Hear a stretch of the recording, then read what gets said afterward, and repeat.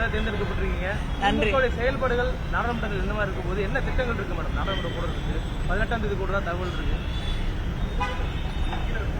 உங்களுடைய வாழ்த்துக்களுக்கு என்னுடைய நன்றியை தெரிவித்துக் கொள்கிறேன். அதே நேரத்திலே கழகத்தின் தலைவர் முதலமைச்சர் அண்ணன் தளபதி அவர்களுக்கும் தலைவர் கலைஞர் அவர்களின் மனசாட்சியாக திராவிட முன்னேற்ற கழகம் போற்றிய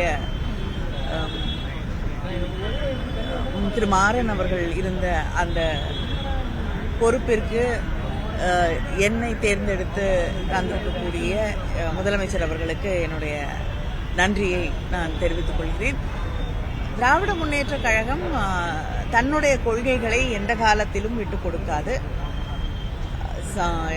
10 ஆண்டு காலமாக பாஜகவுடைய எத்தனையோ மசோதாக்களை நாங்கள் எதிர்த்திருக்கிறோம்.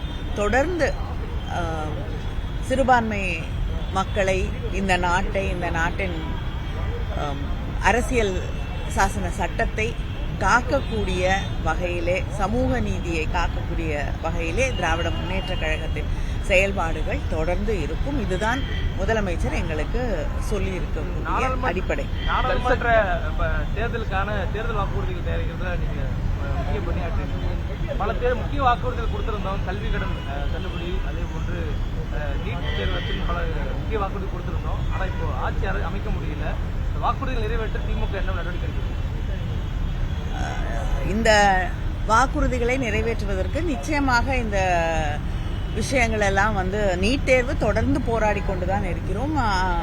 அதுவும் இன்னைக்கு கண்கூடாக எத்தனை குழப்பங்கள், எத்தனை மாணவர்கள் அதனால பாதிக்கப்படுறாங்க அப்படிங்கறது கண்கூடாக நாடு முழுவதும் பார்க்கக்கூடிய, புரிந்து கொள்ளக்கூடிய ஒரு நிலை உருவாகி இருக்கு.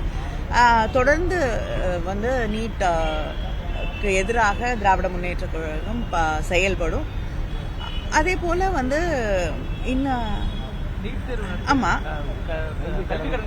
கல்வி கடன் ரத்து தொடர்ந்து வலியுறுத்தி கொண்டுதான் இருக்கிறோம். ஆனா ஆட்சி பொறுப்புக்கு வந்துட்டா மாற்றங்கள் வராது அப்படிங்கறதும் நிச்சயம் இல்லை இல்லையா?